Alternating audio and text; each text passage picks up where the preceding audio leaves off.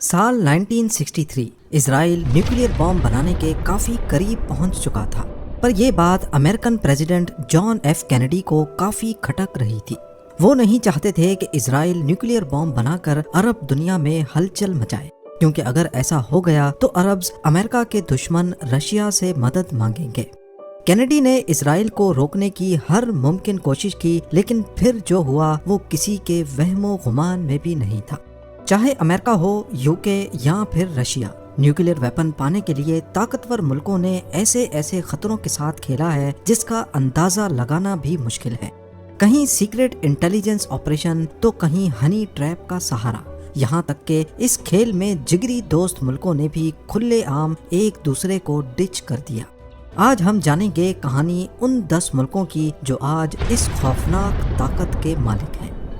ناظرین، دنیا میں ٹوٹل 195 کنٹریز ہیں اور تقریباً ان سب کے پاس ہی اپنا دفاع کرنے کے لیے ایڈوانسڈ ملٹری اور ہائی ٹیک ویپنز ہیں، لیکن 195 میں سے صرف 10 ملک ایسے ہیں جن کے پاس دنیا کا سب سے خطرناک، سب سے تباہ کن ہتھیار نیوکلیئر بم ہے۔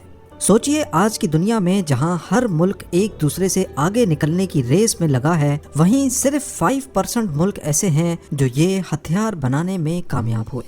ان میں سے کچھ نے ایک دوسرے کی مدد کی، لیکن زیادہ تر نے یہ کام خفیہ طریقے سے کیا، جس میں اعلیٰ درجے کی جاسوسی، جان لیوا دشمنی اور دھوکہ دہی کا بھرپور استعمال کیا گیا۔ امریکہ سمیت دوسرے 9 ملکوں کی نیوکلیئر پانے کی کہانی بھی اتنی ہی انٹرسٹنگ ہے جتنی امریکہ کے مین ہیٹن پروجیکٹ کی ہے۔ سب سے پہلے شروعات کرتے ہیں امریکہ سے۔ یہ تو سب جانتے ہیں کہ امریکہ ایٹامک ویپنز پانے میں سب سے پہلا ملک تھا، لیکن کیا آپ کو معلوم ہے کہ اس ڈسکوری کو سب سے پہلے ہٹلر کے سائنٹسٹ نے انجام دیا تھا؟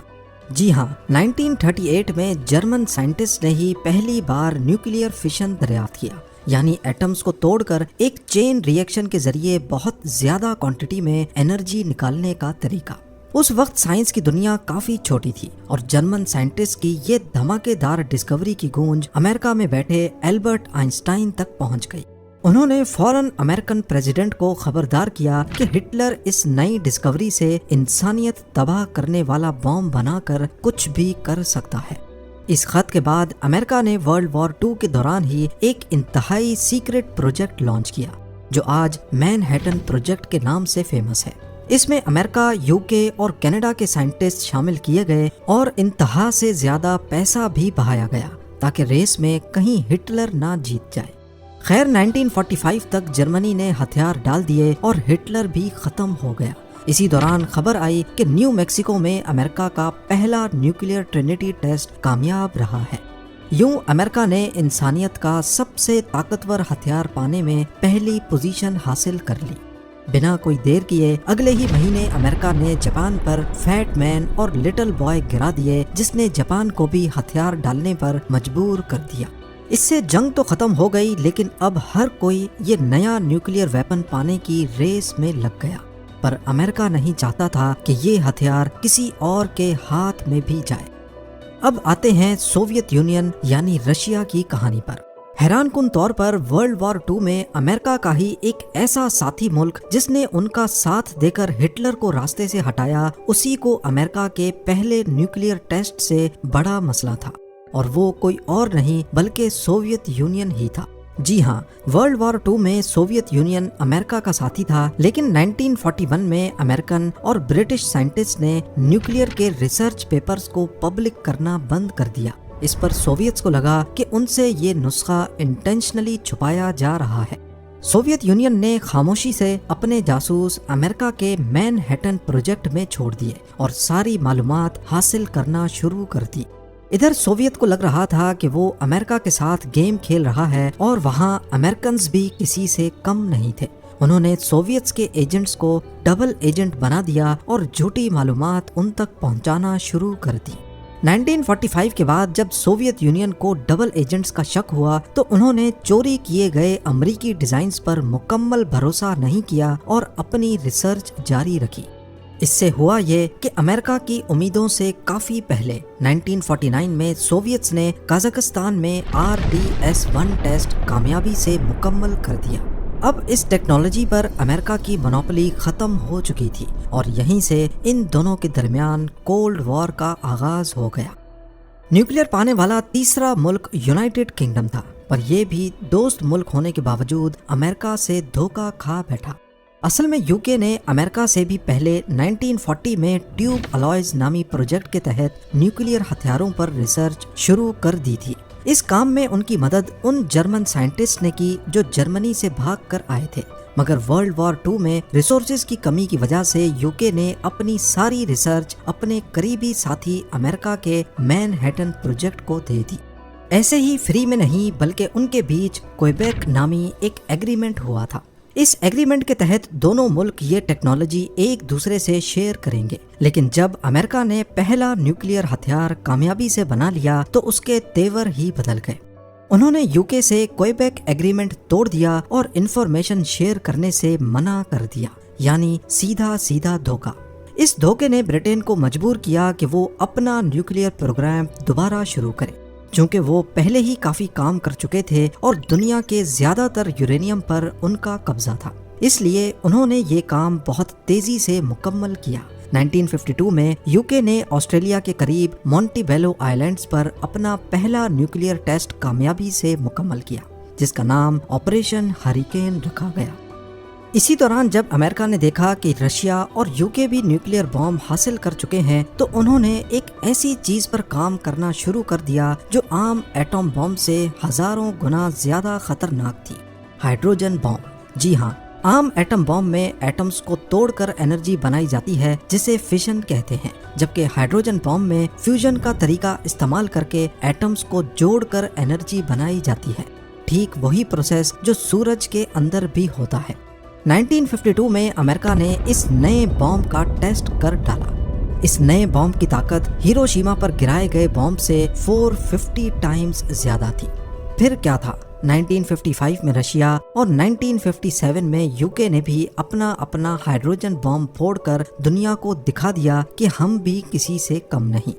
اب آتے ہیں فرانس پر، جو نیوکلیر پانے والا چوتھا ملک ہے۔ فرانس کے کچھ سائنٹسٹ نے مین ہیٹن پروجیکٹ میں کام کیا تھا، لیکن ورلڈ وار 2 کے بعد ان کا ارادہ بمب نہیں بلکہ نیوکلیر سے صرف بجلی بنانے کا تھا۔ اس کے بعد کچھ ایسا ہوا جس نے فرانس کا ارادہ ہی بدل ڈالا۔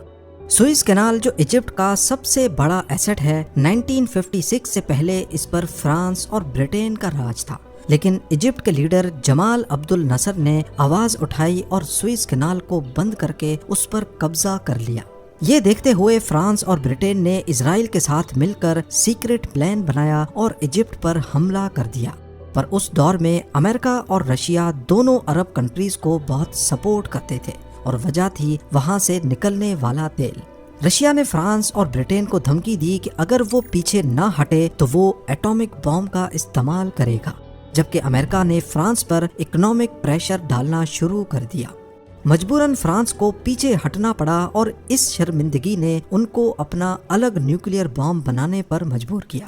انہوں نے اپنی کالونیز جیسے نائجر، گیبون اور میڈاگاسکر سے یورینیم حاصل کر کے دن رات محنت کی۔ 1960 میں فرانس نے سہارا ڈیزرٹ میں اپنا پہلا نیوکلیر ٹیسٹ کیا اور 1968 تک فرانس نے ہائیڈروجن بم بھی بنا لیا تھا۔ پانچواں ملک چائنا تھا۔ 1950 میں کورین وار کے دوران ایک وقت ایسا آیا جب چائنیز ملٹری نے امریکن فوجیوں کو پیچھے ہٹنے پر مجبور کر دیا۔ اس کے بعد امریکہ سے رہا نہیں گیا اور انہوں نے چائنا کو نیوکلیر کی دھمکی دے ڈالی۔ چیئرمین ماؤ سمجھ گئے تھے کہ جب تک نیوکلیر نہیں ہوگا دنیا انہیں دباتی ہی رہے گی۔ شروعات میں سوویت یونین چائنا کا پکا دوست تھا اور اسی نے نیوکلیر بم بنانے میں چائنا کی مدد کی، لیکن پھر ان دونوں میں انبن ہو گئی۔ اس وقت رشیا کے نئے لیڈر کروسچیف کی امریکہ کے لیے پالیسیز نرم پڑنے لگیں تو چائنا کے چیئرمین ماؤ نے کہا کہ تم اصلی کمیونسٹ نہیں رہے۔ جواب میں رشیا نے اپنے سارے سائنٹسٹ واپس بلا لیے اور چائنا کے نیوکلیر سپنے کو ادھورا چھوڑ دیا، لیکن چائنا نے اسے ایک چیلنج کے طور پر لیا اور اپنے پہاڑوں سے یورینیم ڈھونڈ نکالا۔ 1964 میں چائنا نے اپنا پہلا نیوکلیر ٹیسٹ کیا اور اس کا نام 596 رکھا۔ یہ نام رشیا کے منہ پر ایک تماچے سے کم نہیں تھا، کیونکہ اس میں 59 1959 کو ظاہر کرتا ہے اور 6 جون کے مہینے کو۔ یعنی جون 1959 میں ہی رشیا نے چائنا کو اس سفر میں اکیلا چھوڑا تھا۔ چھٹا ملک اسرائیل ہے اور اس کی اسٹوری کافی انٹرسٹنگ ہے۔ اسرائیل وہ واحد ملک ہے جس نے آج تک نہ قبول کیا ہے اور نہ انکار، پر بڑے پیمانے پر یہ سمجھا جاتا ہے کہ اسرائیل کے پاس نیوکلیئر ہتھیار موجود ہیں۔ شاید یہ بات آج تک دبی رہتی اگر یہ شخص نہ ہوتا، مورڈیکائی ونونو۔ 1986 میں یہ اسرائیل کی نیوکلیئر فیسلٹی میں ایک ٹیکنیشین تھا اور اس نے برطانیہ کی اخباروں کے سامنے بھانڈا پھوڑ دیا۔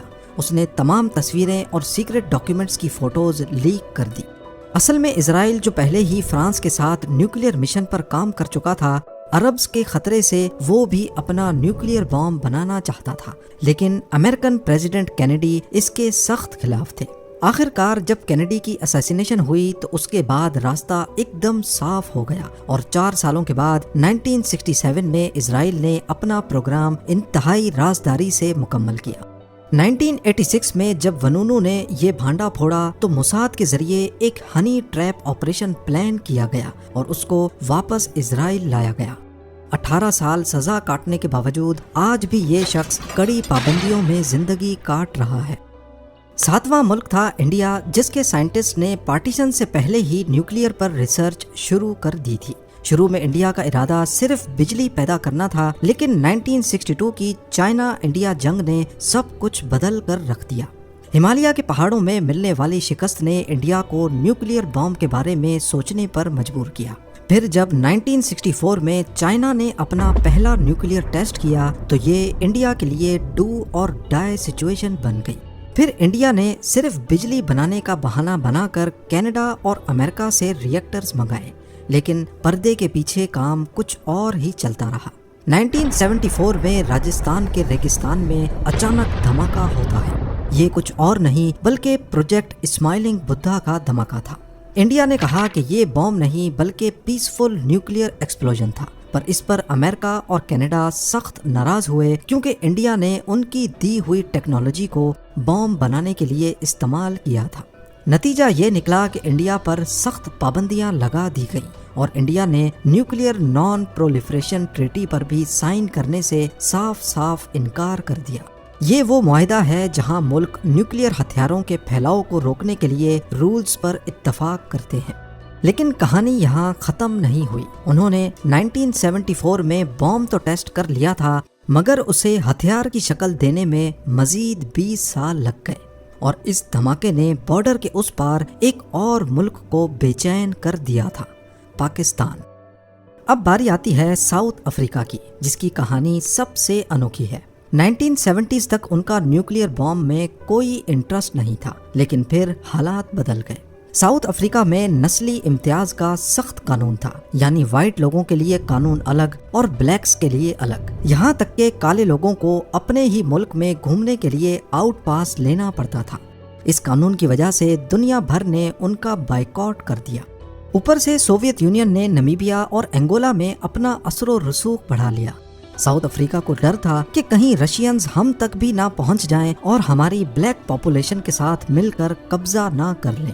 اس مشکل گھڑی میں ایک ملک ایسا تھا جس نے ساؤتھ افریقہ کا ساتھ دیا، اسرائیل۔ اسرائیل نے ان کو ویپنز، فائٹر جیٹس اور نیوکلیئر ریسرچ شیئر کی اور بدلے میں یورینیم کی ڈیمانڈ کی۔ پھر 1979 میں ایک مشہور واقعہ ہوا جسے ویلا انسیڈنٹ کہا جاتا ہے۔ امریکن سیٹلائٹس نے ساؤتھ افریقہ کے قریب سمندر میں 2 بہت بڑے فلیش ریکارڈ کیے۔ مانا جاتا ہے کہ یہ اسرائیل اور ساؤتھ افریقہ کا ایک جوائنٹ نیوکلیئر ٹیسٹ تھا۔ ایکسپرٹس کے مطابق اسرائیل نے ساؤتھ افریقہ کی زمین استعمال کی اور بدلے میں انہیں اپنی ریسرچ دی، لیکن 1990 میں سوویت یونین کے خاتمے کے بعد ساؤتھ افریقہ وہ پہلا ملک تھا جس نے خود اپنے نیوکلیئر ہتھیار ختم کر دیے۔ اب باری ہے پاکستان کی، جس کا نیوکلیئر ویپن پانے میں 9واں نمبر ہے۔ اس کا آغاز 1971 میں ہوا جب انڈیا سے جنگ کے بعد ویسٹ پاکستان الگ ہو کر بنگلہ دیش بن گیا۔ 1974 میں انڈیا کے اسمائلنگ بدھا ٹیسٹ نے اس جستجو کو مزید بڑھا دیا۔ ڈاکٹر عبد القدیر خان جو ایک پاکستانی سائنٹسٹ تھے، انہوں نے ہالینڈ کی ایک نیوکلیئر فیسلٹی میں کام کرتے ہوئے یورینیم انرچ کرنے کی خفیہ معلومات حاصل کی اور وہ اس کے بلو پرنٹس لے کے پاکستان آ گئے۔ اس کے علاوہ چائنا نے بھی پاکستان کی بڑی مدد کی کیونکہ چائنا انڈیا کے خلاف ایک مضبوط اتحادی بنانا چاہتا تھا۔ شروع میں امریکہ نے بھی پاکستان کو روکنے کی زیادہ کوشش نہیں کی کیونکہ ایک تو وہ پاکستان کی صلاحیت کو کم سمجھ رہے تھے اور دوسرا پاکستان افغانستان میں سوویت یونین کے خلاف جنگ میں امریکہ کا اہم ساتھی تھا۔ 1998 میں جب انڈیا نے 5 نیوکلیئر دھماکے کیے تو اس کے چند ہفتوں بعد ہی پاکستان نے راس کوہ کے پہاڑوں میں اپنے انڈر گراؤنڈ ٹیسٹ کر ڈالے۔ پر کہانی یہاں ختم نہیں ہوئی۔ پاکستان پر الزام لگا کہ انہوں نے نیوکلیئر ٹیکنالوجی دوسرے ملکوں جیسا کہ ایران، لیبیا اور نارتھ کوریا کو بھی دی ہے۔ جب حالات کافی بگڑ گئے اور پاکستانی گورنمنٹ پر ڈائریکٹ الزام لگنے لگا تو 2004 میں ڈاکٹر عبدالقدیر خان نے ایک ٹی وی پروگرام میں سارا ملبہ اپنے سر لے لیا۔ انہوں نے اعتراف کیا کہ یہ ٹیکنالوجی نارتھ کوریا، ایران اور لیبیا کو انہوں نے ہی فروخت کی تھی اور اس کے بعد ان کو اگلے کئی سالوں تک ہاؤس اریسٹ میں رکھا گیا۔ پر یہاں سوال پیدا ہوتا ہے کہ ڈاکٹر عبدالقدیر خان نے میلوں دور بیٹھے نارتھ کوریا کو یہ ٹیکنالوجی کیوں دی تھی؟ اس کا جواب جاننے کے لیے ہم نیوکلیئر بام بنانے والے دنیا کے سب سے آخری اور 10ویں ملک کا رخ کرتے ہیں، نارتھ کوریا۔ نارتھ کوریا کے فاؤنڈر کم il سنگ کا ماننا تھا کہ ساؤتھ کوریا اور امریکہ جیسے پرانے دشمنوں کو روکنے کے لیے نیوکلیئر ویپن بہت ضروری ہے۔ 1950s میں سوویت یونین نے ان کی نیوکلیئر سے بجلی بنانے میں کافی مدد کی، مگر بعد میں نارتھ کوریا نے سوویت یونین اور چائنا دونوں سے ویپنز بنانے کی ڈیمانڈ کرنا شروع کر دی، جس پر دونوں نے ان کا ساتھ دینے سے انکار کر دیا۔ نارتھ کوریا نے چوری چھپے اپنا الگ پروگرام بنایا لیکن ان کو کوئی کامیابی نہیں ملی۔ 1990 میں انہوں نے نان پرولیفریشن ٹریٹی پر بھی سائن کر دیے لیکن چوری چھپے ہتھیار بنانے کی کوشش جاری رہی۔ اس آخری کوشش میں پاکستان نے بھی ان کی کافی مدد کی۔ کچھ ماہرین کا ماننا ہے کہ پاکستان کے پاس نیوکلیئر تو آ چکا تھا لیکن وہ میزائلز نہیں تھے جو نیوکلیئر کو انڈیا کے دور دراز شہروں تک نشانہ بنا سکیں۔ دوسری طرف نارتھ کوریا کے پاس بہترین میزائلز تھے لیکن نیوکلیئر نہیں۔ کہا جاتا ہے کہ انہوں نے پاکستان کو اپنے نو ڈونگ میزائلز کے ڈیزائنز دیے اور بدلے میں ڈاکٹر AQ خان نے انہیں یورینیم انرچ کرنے کے لیے سینٹریفیوجز کے بلو پرنٹس دیے۔ اکتوبر 2006 میں نارتھ کوریا نے اپنا پہلا ٹیسٹ کیا جو اتنا چھوٹا تھا کہ لوگ کہنے لگے کہ شاید یہ مال فنکشن کر گیا ہے، لیکن 2009 میں جب کم il سنگ بیمار پڑے تو انہوں نے اپنی طاقت دکھانے کے لیے دوسرا اور پہلے سے کہیں زیادہ طاقتور دھماکہ کیا۔ یہ اتنا شدید تھا کہ ریکٹر اسکیل پر 5 میگنیٹیوڈ کا ارتھ کوئک ریکارڈ ہوا۔ یوں نارتھ کوریا نیوکس بنانے والا دنیا کا سب سے آخری ملک بن گیا۔ پر کیا یہ اس ریس کا آخری گھوڑا تھا؟ شاید نہیں۔